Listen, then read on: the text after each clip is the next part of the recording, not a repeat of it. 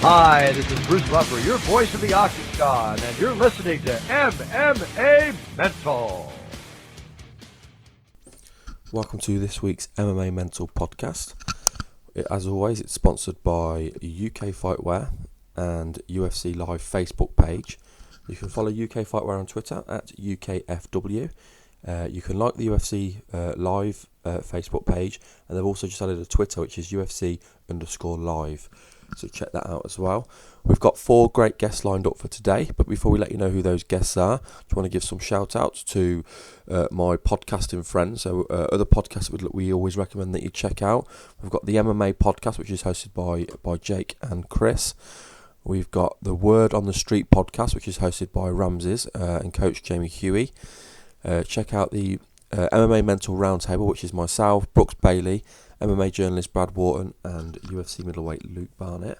And as for Facebook pages, as well as liking our sponsors page UFC Live, check out the MMA Addiction, MMAmental.com, and if you're into fantasy MMA, check out UFC Games as well. Okay, this week, we've got 4 guests. We've got a bit of a theme with 3 of the guests, but before we get to them, we open up the show with Loughnane. He talks about life after the UFC as he prepares to fight for the lightweight title at FCC 7 on the 7th of September at the Reebok Stadium. So that's great to see him getting back in after having a bit of a layoff after his fight at the finale of Tough Smashes. And then we move on to World Series of Fighting 4. There's a big event this weekend, and we speak to 3 guys who are fighting on that card. We start off with Dave Huckaba. He talks about his MMA journey and getting ready to face his toughest fight to date as he gets ready to fight K1 legend Ray Sefo. And then we move on to guest number 3, which is Nick Newell. He's ready to get back in the cage after a 10-month layoff and all of the drama around him leaving the XFC. He's ready to make a big name for himself as he takes the next step in his MMA career and still remain undefeated. He's got a big fight this weekend. And then guest number 4 is Tyson Griffin. He talks us through some of his personal career highlights so far. He also talks about facing another well-rounded opponent in Cavalcante. And of course, again, this is this weekend at World Series of Fighting 4. So hopefully you enjoy those interviews.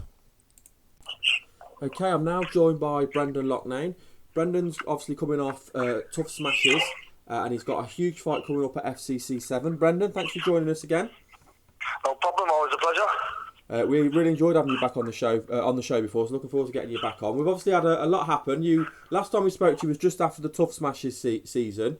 It's just been announced in the last couple of days that you'll be fighting for the FCC lightweight title. Do you want to tell us how that opportunity came about? After obviously the UFC release, I had a good few offers coming in from various different places. And I just like the sound of FCC. I've been to 2 of the shows before.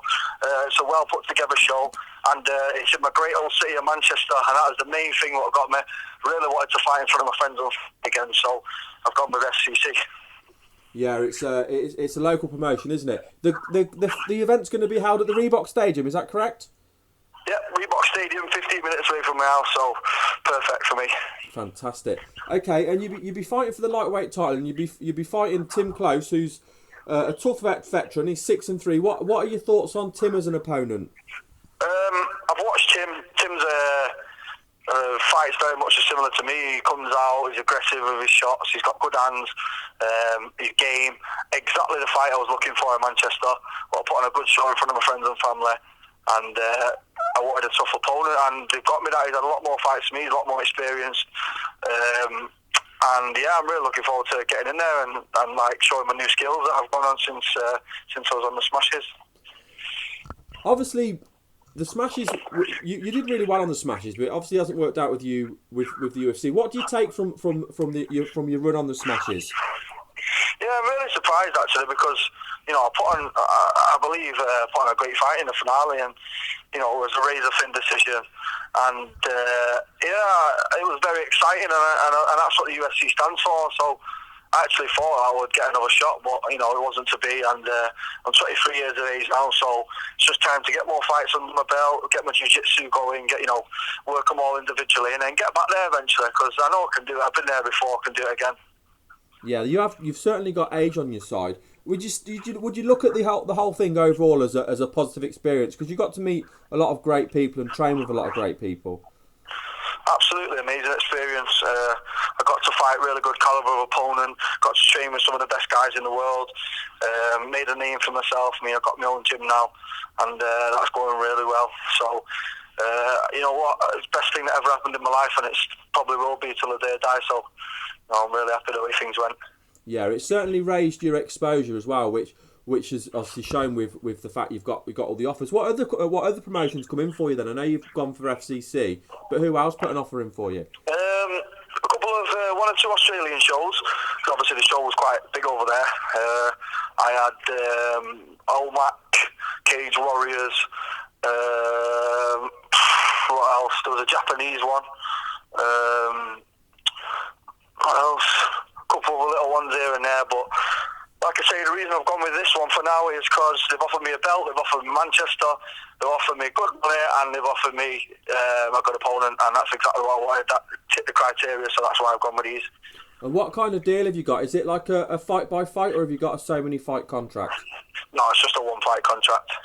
So you can take this fight and then see where you want to go from here. Yeah, that's it.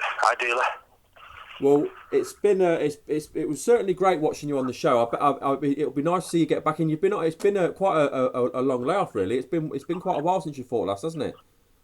Yeah, I fought December last year, and to be honest, I was very disheartened after that fight, and I actually stopped MMA. Well, I didn't stop. I carried on training, but I actually considered actually not fighting. I was like, right, well, that's it now. I know I've been to the UFC, a bit depressed and stuff, but after a few months of just kind of training on and off and things like that, I've realised that this is what I was put here to do. This is my God-given talent, and that it's time to show everyone why I should be in the UFC. So that's the main reason for taking this fight and, you know, getting back in there. Who are some of the people you're training with to help you prepare for this fight? Well, I've actually changed up my training camp completely now. I'm at Predators MMA.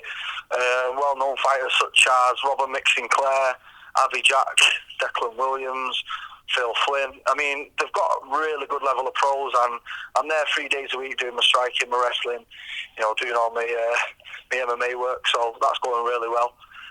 Keeping all my strength and conditioning up, striking, and I'm doing everything right, mate. I'm ticking all the boxes, so I can't see why I shouldn't go in there and absolutely destroy my opponent in September. You mentioned there as well about your own gym. Do you want to talk to us a little bit about that? Tell us what you've got set up and how people can contact you if they want to come and check it out. Well, yeah, I just opened a gym in central Manchester, ideal location. Me and European champion Thai boxer Panikas Youssef, he's the Thai boxing coach here. We've got a really good yoga instructor, Wing Chun. A few things going on at the moment. If you would like to join up, All Powers MMA, that's on Facebook, or you can catch the website on the internet. Just Google All Powers MMA. We've got a gym in Manchester, and we also have a gym in Stockport. So we're growing. I mean, I had a MMA class tonight. I had 16 down, so it's not a bad start. I've only been open a month, so things going really well. I'm really enjoying the coaching aspects. It's like learning twice. Loving it at the moment. Is it nice for you to be able to pass on your knowledge and start to kind of bring people through? It's absolutely great. I mean, for me to give something back now, that's another thing that I always wanted to do. There was a couple of things I wanted to achieve in this. One, I wanted to fight for a title, which I've never done, which I'm going to get to do. Two, I wanted to pass on my knowledge, what I've learned over the years, so I get to do that now. And a lot of my friends, when I was growing up and stuff, always wanted to do MMA, but they never wanted to go to the gym because it was very rough back then. But now I've brought a new edge on it, and I've got a lot of young guys in, and I can see the talent in them, and it's just a great thing. I just love teaching, so I'll be watch out for All Powers MMA in the next 12 months, I'll tell you that. So people can check out the website. Give them the name to Google one more time. They can check out the website and check you out on Facebook. It's ALL Powers MMA. Brilliant. And put that in Google and find it. Also doing quite a lot of privates at the minute as well. So anyone wants private one-to-one tuition, Brendan Loughnane on Facebook, you catch me on there and give me a message, and I'm there. Just before I let you go, I just want to quickly ask you then. I know you said you've been training at Predators, and of course one of the big things to come out of Predators recently has been Rob Sinclair signing for Bellator. What's it been like training with Rob then in the preparation for that? What's the buzz like around the gym? Yeah, me and Rob are like main training partners at the moment, doing everything together. Both sharpening each other greatly. I mean, Rob's an amazing fighter. I've always looked up to Rob as a fighter. He's ranked very high in the rankings, and very well so. But not to forget Mick Sinclair as well. Mick Sinclair is an amazing fighter as well. Great striking, great heart, both of them. So them two are just bringing me to the next level, keeping my sharpness up, as well as bringing new skills, a new edge to my game. So, yeah, I'm getting absolutely amazing inspiring. You know what? They're both my weight, and they're both ranked very highly in the country and in the world. I mean, Bama champion, Mick Sinclair's got a few big fights coming up. So, them two, I couldn't have asked for much more, to be honest, and it's on my doorstep in Manchester, so perfect at the moment.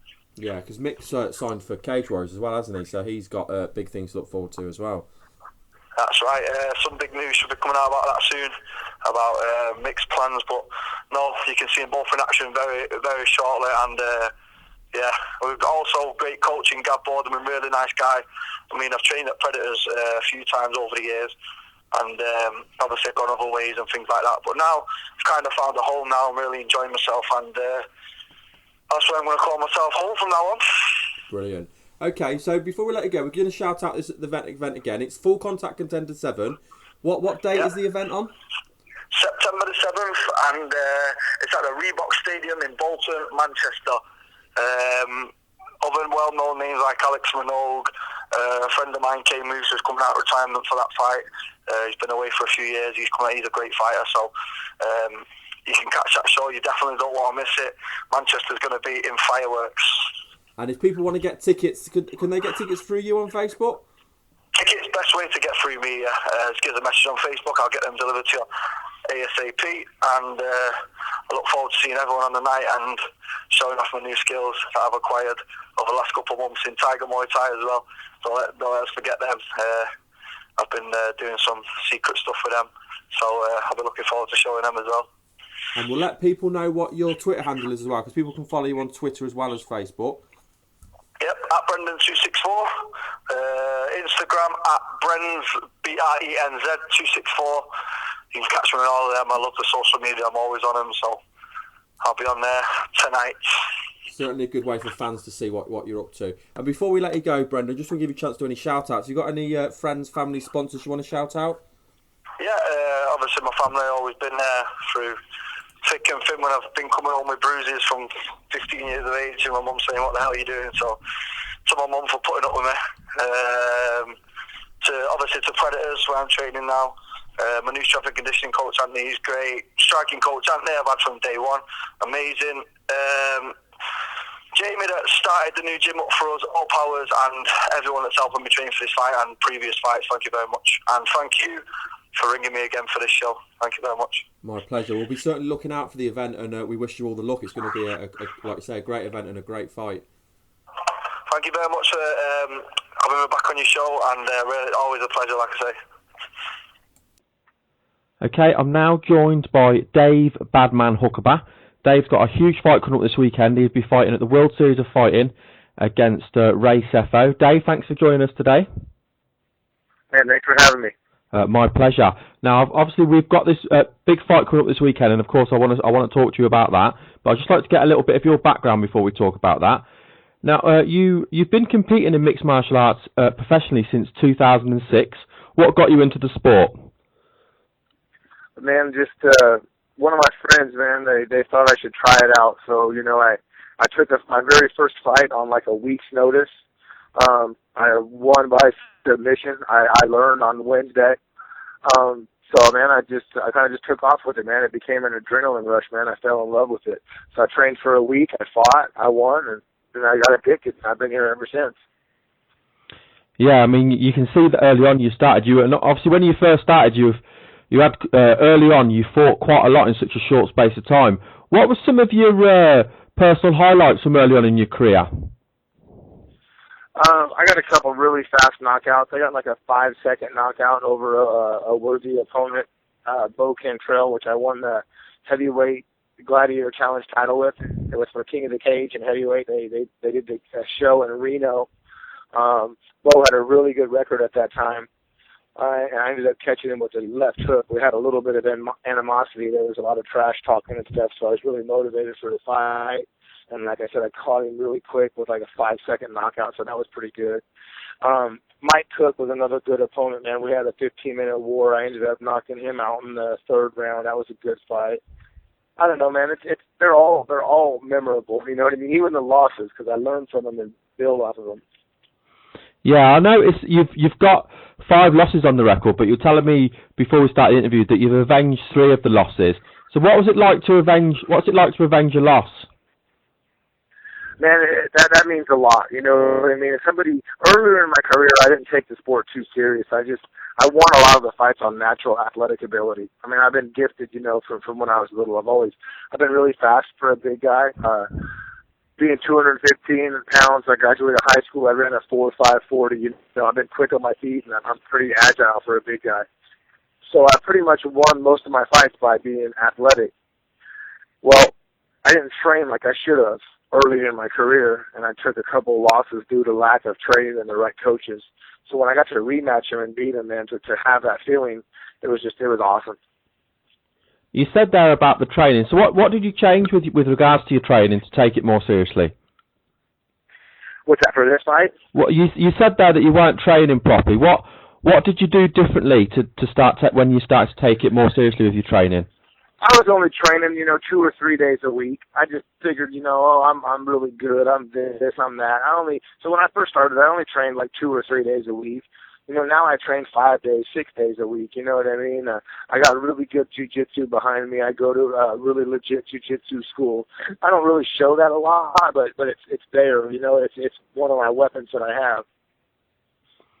Obviously, looking at your resume, you've got a lot of your wins have been by knockout, and you talk there about jiu-jitsu. Let's move forward and talk about your opponent then. You've got a big fight this weekend. You're facing Ray Sefo. Of course, Ray Sefo has got a huge reputation from the world of K1.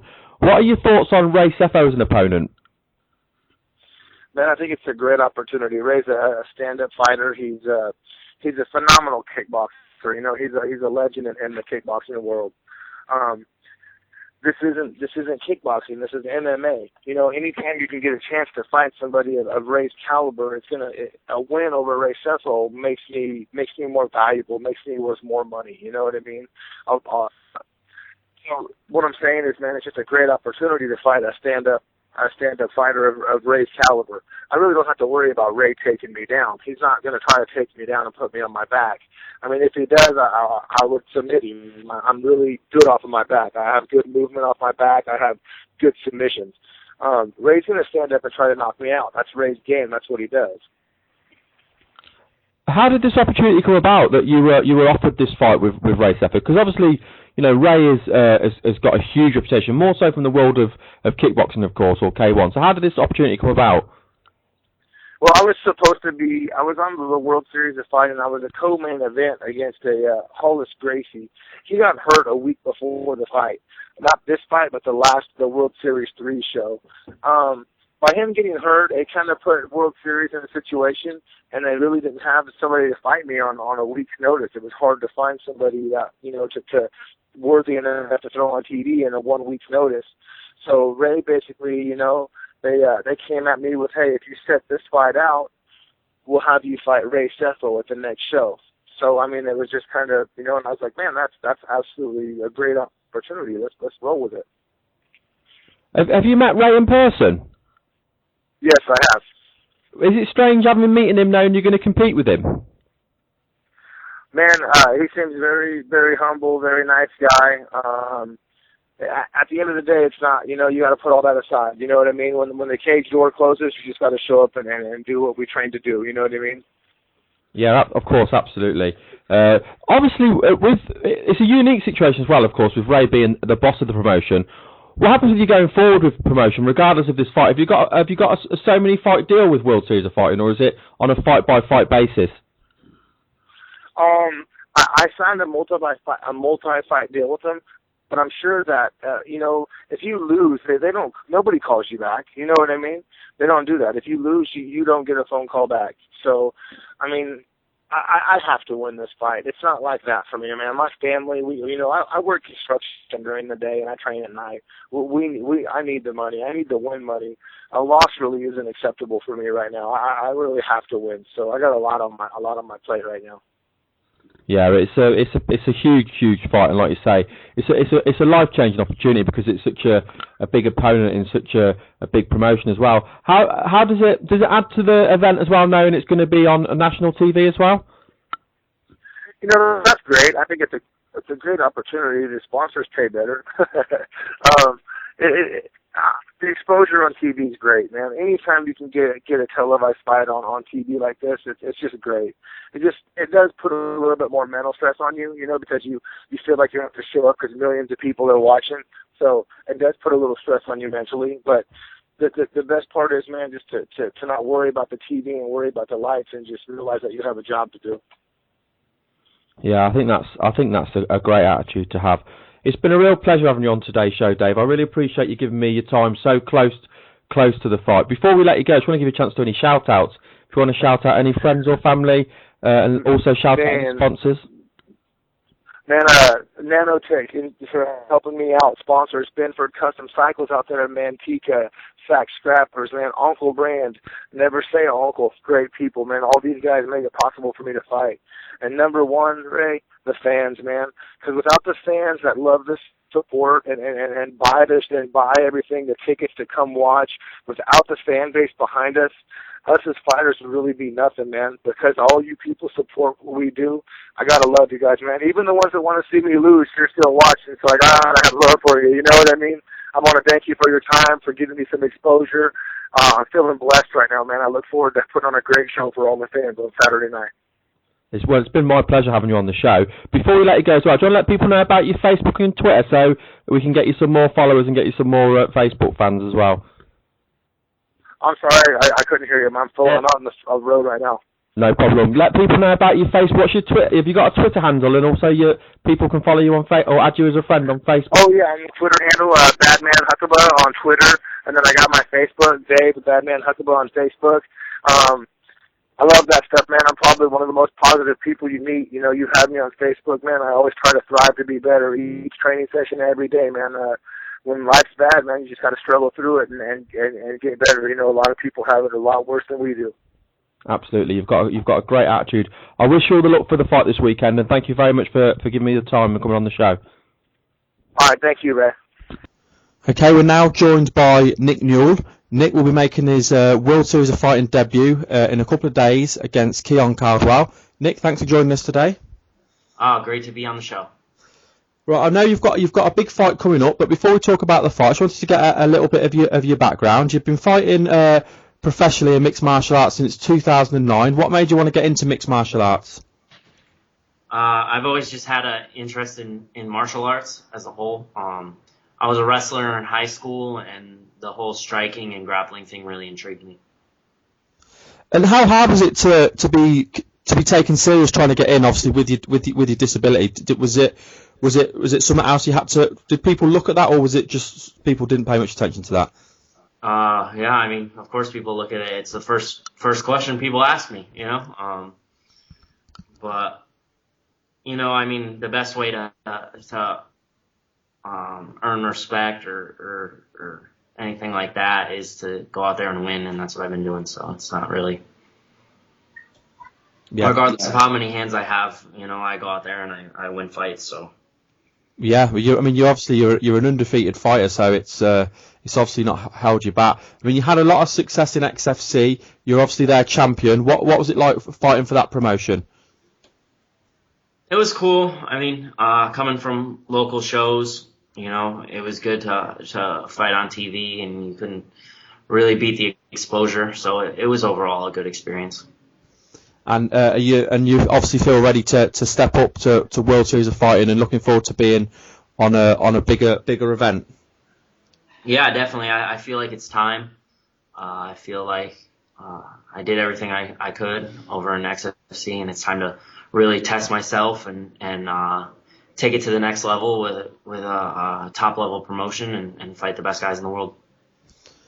So look into this then. You're facing Keon Cardwell. Obviously, he's 9-1, so you've got very similar records. What are your views on Keon as an opponent? He's a tough guy. He's a great athlete. He has that power in his hands that you can't not respect it. And from what I've seen, he's decent on the ground as well. So it should be a great fight.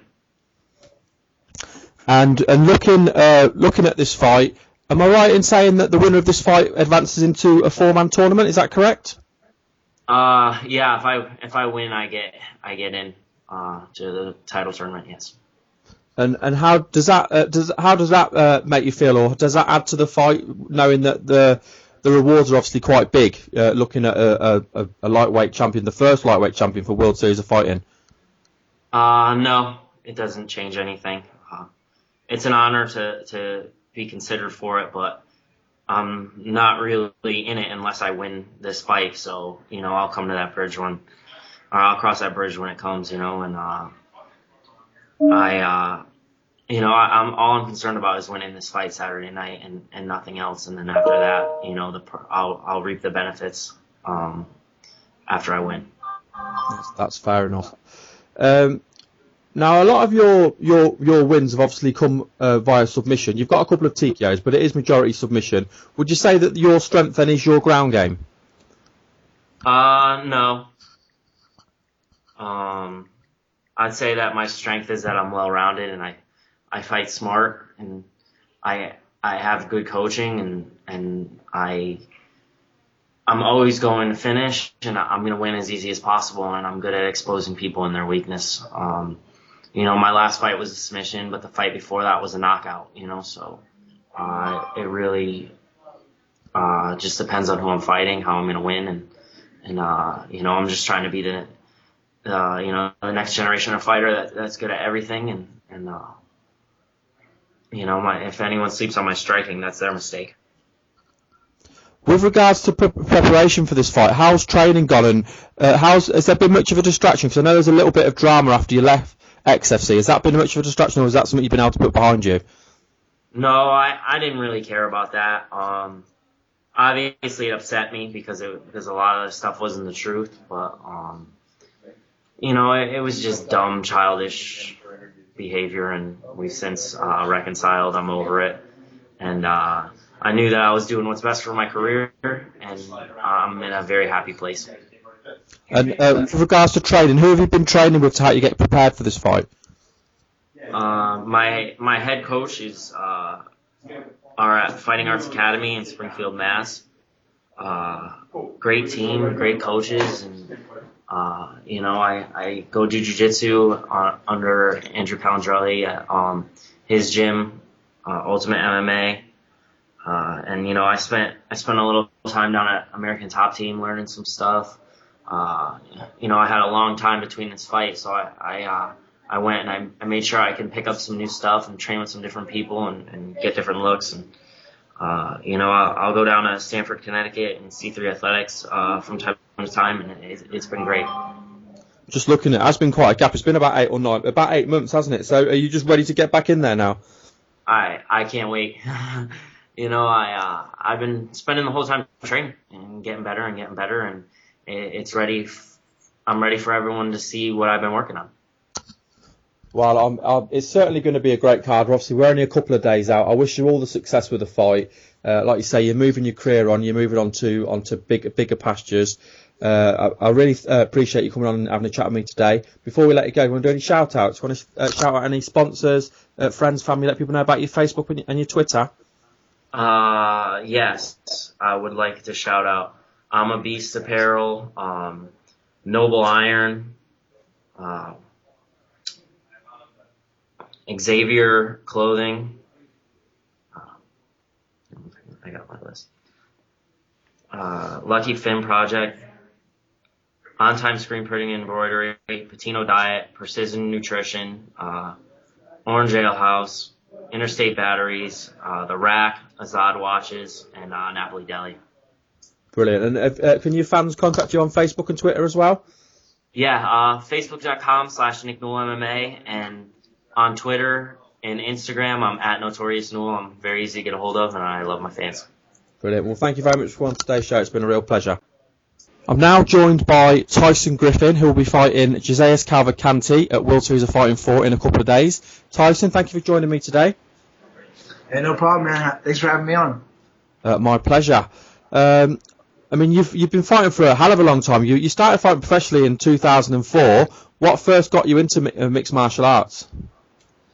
I guess I got in through wrestling, but just the the sheer challenge of it. I played every sport growing up, known to man, from bowling to ice hockey. And after high school, I moved up and went to junior college, wrestled a little bit, kind of dropped out, was over it. And then ended up wanting to work out, got real heavy, and was like, man, I need to start working out again. And I heard they had a wrestling night at the jiu-jitsu place. I didn't really care about jiu-jitsu, but I went over there and started wrestling, and one of the guys kept triangling me during takedowns, and I kept getting frustrated, like, hey, man, this isn't what I'm here for, you know? And then one day I went over there, and they were doing jiu-jitsu instead of wrestling because the wrestling teacher didn't show up. So I was like, I'm going to choke that guy out. I'm going to tap him, whatever the hell, whatever I thought it was at the time.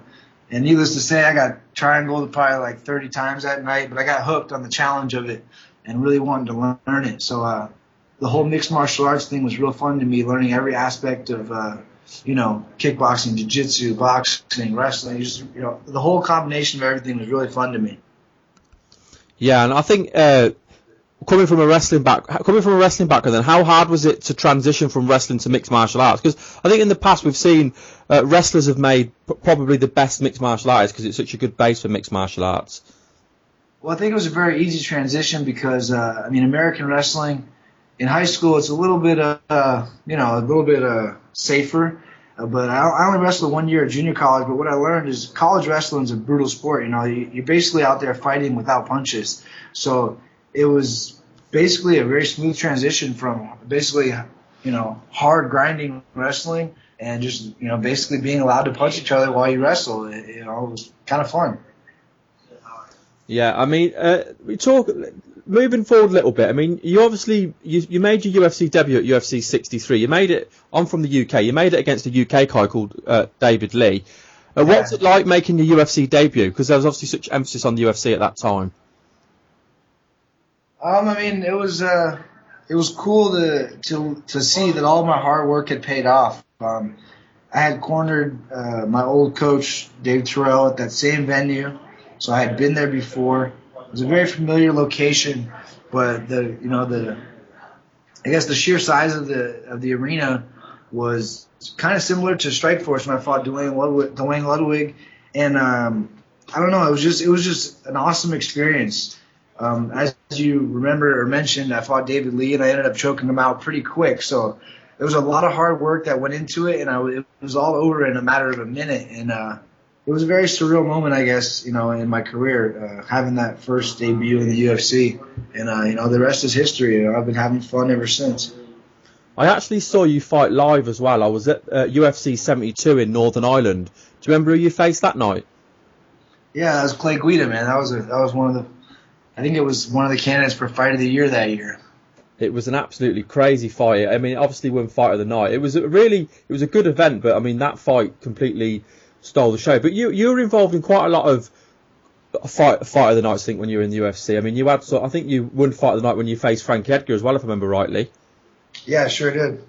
Yeah, I mean, you had a lot of high spots and high moments in the UFC. What were some of your personal favourites?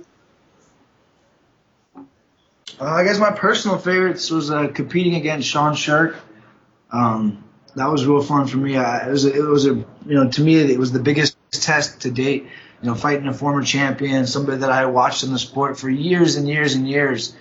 There's a guy by the name of Marty Armendariz who took a brutal beating by Sean Sherk years ago, and I trained with Marty years ago in the Bay Area there. And, at the time I was like, man, I can't believe I'm fighting this guy that, beat the crap out of Marty. And it was to me the biggest test and the biggest challenge personally. And it was real fun to get out there and not only compete with him, but have a lot of people think that I won the fight. So, it was a close fight, and man, that was definitely one of my high moments. Yeah, I remember the fight. It was a very, very close fight. Well, moving forward, then you obviously now with the World Series of Fighting, and you'll be facing Jesus Cavalcante. Now he's like you, he's been around a long time and he's got quite an impressive record as well. What are your thoughts on him as an opponent? And just like he's a super well-rounded guy. He's got knockout power. He's got world-class striking. He's fought in the K1s. He's fought overseas and in the Pride shows and everywhere. So I'm excited, man. He's a true MMA fighter. He's a veteran in the game like myself. He's probably been there longer than I have. So It's another test, and that's what's fun for me is testing myself in there against somebody else.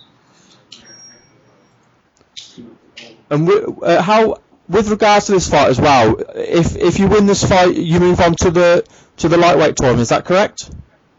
That's what I keep hearing, but I'm not worried about that. I'm just worried about what's in front of me, and that's Jay-Z. Come August 10th. Yeah, I think it's the right attitude to have. He's certainly a very, very tough opponent. We wish you the success with the fight, Tyson. It's been a real pleasure getting you on the show and having a chance to talk with you. Before I let you go, if you want to do any shout-outs, you want to shout out any sponsors, friends, family, let people know about your Facebook and your Twitter? Yeah, for sure. You guys can follow me at TysonGriffin.com. Check out my website, Tyson Griffin. I'm sorry, follow me at Tyson Griffin and check out my website, TysonGriffin.com. And, all my sponsors that helped me out this time, 510 Motor Group, Trico Industries in San Leandro, Virus International. My brothers got me helping out this time, Windows, Doors, and More in the Bay Area. If you need a remodel done, hit them up. And, just everybody that's been helping me along the way, all the fans for their support, my family, my girlfriend.